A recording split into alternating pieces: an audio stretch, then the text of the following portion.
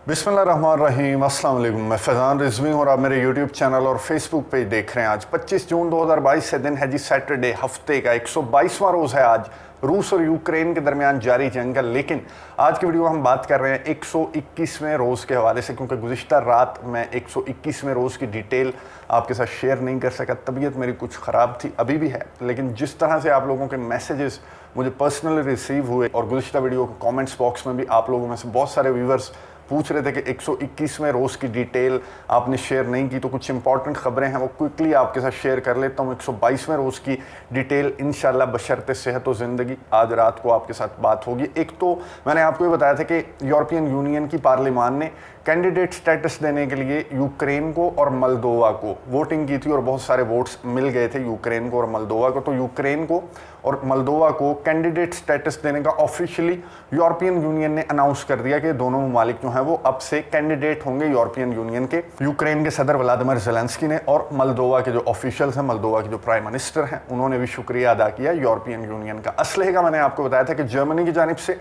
Lethal weapon provide कर दिया गया यूक्रेन को, और फिर अमेरिका, जिसका बहुत ज़्यादा इंतजार किया जा रहा था यूक्रेन की जानिब से, और रशिया की वार्निंग्स के बावजूद अमेरिका ने भी रॉकेट सिस्टम प्रोवाइड कर दिया यूक्रेन को। रॉकेट सिस्टम मिल गया यूक्रेन को। अब अमेरिका के ऑफिशियल्स की जानिब से स्टेटमेंट क्या सामने आई। अमेरिका के ऑफिशियल्स ने कहा कि रशिया बड़ी कोशिशें कर रहा है कि इस रॉकेट सिस्टम को किसी तरह टारगेट करे और तबाह कर दे मैदान जंग में पहुंचने से पहले, क्योंकि आपको याद होगा कि रशिया की जानिब से इस तरह के असले गोले बारूद के जो तहाइफ हैं जो यूरोपियन यूनियन नेटो कंट्रीज़ की जानिब से यूक्रेन को मिलते हैं, रशिया उन्हें तबाह करता रहा है। डिफरेंट जो सिटीज़ हैं यूक्रेन के, वहाँ पर इस तरह के जो अड्डे हैं वेपन्स के, उन्हें तबाह किया जाता रहा है रशिया की जानिब से। तो इस तरह की स्टेटमेंट अमेरिका की जानिब से सामने आई और ये कहा गया अमेरिका की जानिब से कि रशिया इस रॉकेट सिस्टम को भी तलाश कर रहा है, और जर्मनी की जानिब से जो लीथल वेपन प्रोवाइड किया जा रहा है उसे भी रशिया तलाश करने की कोशिश कर रहा है। लेकिन अभी तक रशिया नाकाम रहा है इस रॉकेट सिस्टम को तबाह करने में। एक और खबर जो बहुत ज़्यादा गर्दिश कर रही है नेशनल मीडिया पर भी, इंटरनेशनल मीडिया पर भी, लेकिन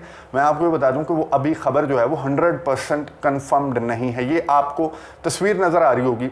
ये खबर में ये बताया गया कि एक रॉकेट फायर किया लोहेंस्क रीजन के अंदर से, जो रशिया की फोर्सेस हैं या जो सेपरेटिस्ट हैं, रशियन बैक्ड जो सेपरेटिस्ट हैं लोहेंस्क रीजन के, उन्होंने एक मिसाइल फायर किया टूवर्ड्स एन एयरक्राफ्ट, एक जंगी जहाज़ की जानिब, यूक्रेनी जंगी जहाज़ की जानिब ये मिसाइल फायर किया गया, जो कि वापस यू टर्न लेता हुआ एन उसी मकाम को उसने तबाह कर दिया जिस मकाम से ये मिसाइल फायर किया गया था। और ये वीडियो जो है वो बहुत ज़्यादा सर्कुलेट कर रही है वेस्टर्न मीडिया, यूरोपियन मीडिया के अंदर, लेकिन मैं आपको दोबारा बता दूं कि 100% कन्फर्म्ड नहीं है क्रेमलिन की जानिब से।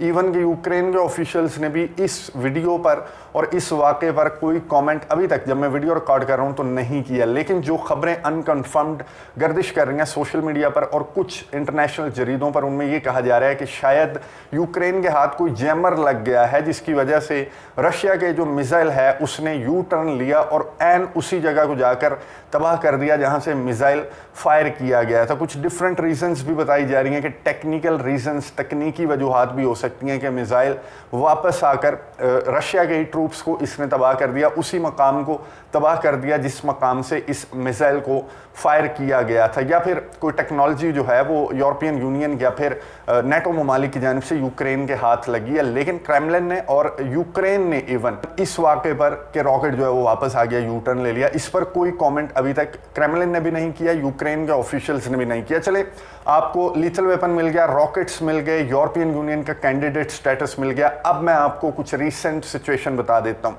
सेवरडोनेट्स्क, लुहांस्क और डोनेट्स्क का जो इलाका है, वहाँ से यूक्रेन ने अपनी फोर्सेस को वापस बुला लिया कि वापस आ जाएं, यानी कि यूक्रेन ने एक तरह से हथियार डाल दिए, घुटने टेक दिए कह लें, उन्होंने अपने ट्रूप्स को जो है वो वापस बुला लिया। उन ट्रूप्स को जो कि 2 हफ्तों से जायद से सेवरडोनेट्स्क का जो बहुत इंपॉर्टेंट सिटी है वहाँ पर रेजिस्ट कर रहे थे रशिया की फोर्सेस के सामने। अब जबकि लीथल वेपन, यूक्रेन के सदर व्लादिमीर ज़ेलेंस्की कह रहे थे कि मुझे रॉकेट मिल जाएं, लीथल वेपन मिल जाएं, लॉन्ग रेंज मिसाइल्स मिल जाएं, तो फिर मैं डॉनबास की ये लड़ाई जीत सकता हूं। लेकिन रॉकेटों और लॉन्ग रेंज वेपन मिलने के बाद यूक्रेन ने अपने ट्रूप्स को ऑर्डर किया कि जनाब वापस आ जाएं, क्योंकि हम ये जंग, डॉनबास की जो जंग है, बहुत इंपॉर्टेंट, ये हम हार चुके हैं, तो आप वापस कीव की जानिब आ जाएं। लेकिन रशिया ने यहाँ पर क्लेम किया कि हमने हज़ारों जो यूक्रेनी ट्रूप्स हैं उन्हें हमने उनका घिराव कर लिया है, और हज़ारों यूक्रेनी ट्रूप्स जिनमें फॉरेन फाइटर्स यानी कि मर्सनरीज भी शामिल हैं, वो हज़ारों जो हैं वो रशिया की फोर्सेस ने उन्हें घेर लिया डॉनबास रीजन के अंदर। हो सकता है कि जब मैं वीडियो अपलोड करूं तो उस वक्त तक ये सेवरडोनियस्क, लुहांस्क और डोनेट्स्क का जो इलाका है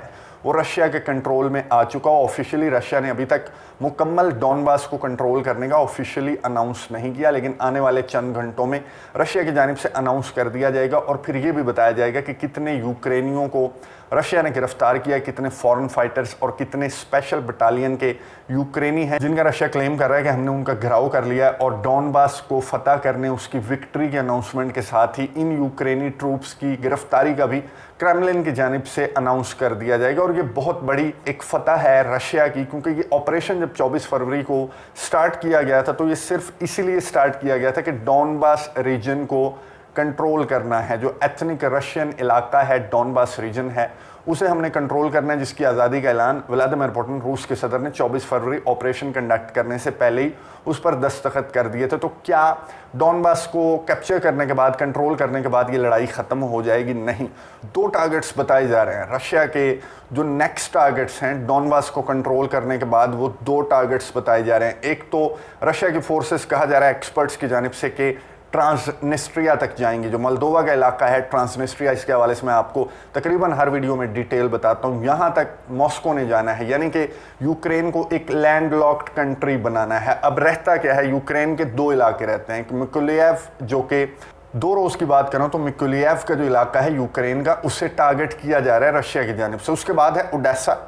ओडेसा बहुत इंपॉर्टेंट सिटी है, यहाँ पर भी रशिया के हमले गुज़िश्ता 1 हफ्ते की बात करें तो रिपोर्ट हुआ। ओडेसा के बाद है मोल्दोवा का इलाका ट्रांसनिस्ट्रिया, जो कि एक सेपरेटिस्ट इलाका है, यहाँ पर रशियन बहुत ज़्यादा रहते हैं जो कि आज़ादी चाहते हैं। तो पहला तो ये कहा जा रहा है कि Moscow, Russia, Vladimir Putin Donbas को कंट्रोल करने के बाद जाएंगे टुवर्ड्स ट्रांसनिस्ट्रिया, और यूक्रेन को एक लैंड लॉक्ड कंट्री बनाना रशिया का, मॉस्को का जो इनिशियल टारगेट है वो यूक्रेन को ब्लैक सी और सी ऑफ अज़ोव से काटना है। तो ये ऑपरेशन डॉनबास को कंट्रोल करने के बाद हरगिज़ ख़त्म नहीं होगा, बल्कि रशिया जो है वो सदर्न यूक्रेन को फुली कंट्रोल करेगा, ट्रांसनिस्ट्रिया तक या फिर ट्रांसनिस्ट्रिया से पहले ओडेसा तक इसको कंट्रोल करेगा। क्योंकि अगर मोल्दोवा की टेरिटरी के अंदर रशिया दाखिल होता है तो फिर मोल्दोवा भी इस जंग में इन्वॉल्व हो जाएगा। एक तो ये टारगेट बताया जा रहा है। दूसरा जो है वो बहुत इंपॉर्टेंट इशू, बहुत इंपॉर्टेंट टारगेट जो है वो कलिनिनग्राड, जो कि रशिया का एक ओब्लास्ट है, रशिया का एक एक्सक्लेव है, उसके हवाले से मैं एक मुकम्मल वीडियो, उसकी डिटेल आपको बता चुका हूँ कि कलिनिनग्राड का मामला क्या है। वो वीडियो मैं कमेंट्स बॉक्स में पिन कर देता हूँ, अगर आपने वो वीडियो नहीं देखी तो ज़रूर देखिए कि कलिनिनग्राड का मामला क्या है, जो कि अब बहुत सारे एक्सपर्ट्स के मुताबिक, बहुत सारे तबसरे और तज्जिए ये सामने आ रहे हैं कि डॉनबास को कंट्रोल करने के बाद रशिया ना कि ट्रांसनिस्ट्रिया बल्कि कलिनिनग्राड के इशू को उठाएगा, जो कि बहुत इंपॉर्टेंट इशू है। रशिया का मंसूबा क्या है, एक सेपरेट वीडियो में आपको बताऊंगा कि रशिया कलिनिनग्राड को किस तरह से, लिथुआनिया जिसने पाबंदी आयद किया कलिनिनग्राड का जो ट्रांजिट रूट है उस पर, तो रशिया किस तरह से लिथुआनिया को जवाब देना चाह रहा है, रशिया क्या सोच रहा है, बहुत इंपॉर्टेंट इशू है जो इस जंग को एक डिफरेंट साइड पर ले जाएगा। सेपरेट वीडियो में आपको बताऊंगा कि रशिया का मंसूबा क्या है, जो कि बहुत सारे इंटरनेशनल जरीदे जो हैं वो रिपोर्ट कर रहे हैं। अब यहाँ पर कोशिश कर रहे हैं यूरोपियन कंट्रीज, जर्मनी जैसे ममालिक, हंगरी जैसे ममालिक बातचीत की, तुर्की भी इनमें शामिल है, तुर्की भी बातचीत की कोशिश कर रहा है, क्योंकि कुछ रिपोर्ट्स सामने आ रही हैं, आप देख रहे होंगे। रिपोर्ट्स ये हैं कि जनाब एनर्जी के जो प्राइसेस हैं वो ट्रिपल हो जाएंगे इन सर्दियों में। एनर्जी जो है वो मज़ीद गैस कट कर दिया रशिया ने यूरोप के लिए, तो यूरोप को इन सर्दियों में बहुत ज़्यादा मुश्किलात का सामना हो सकता है। गैस के प्राइसेस बहुत हाई हो सकते हैं अगर गैस मिलती रही, बशर्ते कि गैस मिलती रही। यूरोप को रशिया ने मुकम्मल गैस कट ना कर दी, लेकिन रशिया ने, क्रेमलिन ने एक बयान जारी किया और उसने कहा कि हम कोशिश कर रहे हैं कि हम गैस जो है ज़्यादा से ज़्यादा प्रोवाइड करते रहें यूरोपियन कंट्रीज़ को, लेकिन due to some technical reasons हम गैस मुकम्मल तौर पर जो है वो यूरोप को प्रोवाइड नहीं कर सकते। तो क्रेमलिन ने यह भी कहा था कि कुछ सैंक्शंस हैं जिसकी वजह से हम वो टेक्निकल एरर्स जो हैं वो दूर नहीं कर सकते। जो पाइपलाइन है उसकी मेंटेनेंस का काम नहीं हो सकता तो आप सैंक्शंस हटा दें, तो हम पाइपलाइन के मेंटेनेंस का काम कर लेते हैं। लेकिन यूरोप और वेस्ट की जानिब से ये कहा जा रहा है कि हम ऑल्टरनेट ढूंढना बेहतर समझते हैं गैस का, बजाय आप पर से सैंक्शंस हटाने के। तो शौक से आप ऑल्टरनेट ढूंढते रहें और आने वाली सर्दियों की तैयारी करें। लेकिन कुछ ममालिक की जानिब से, हंगरी जैसे ममालिक की जानिब से, तुर्की जैसे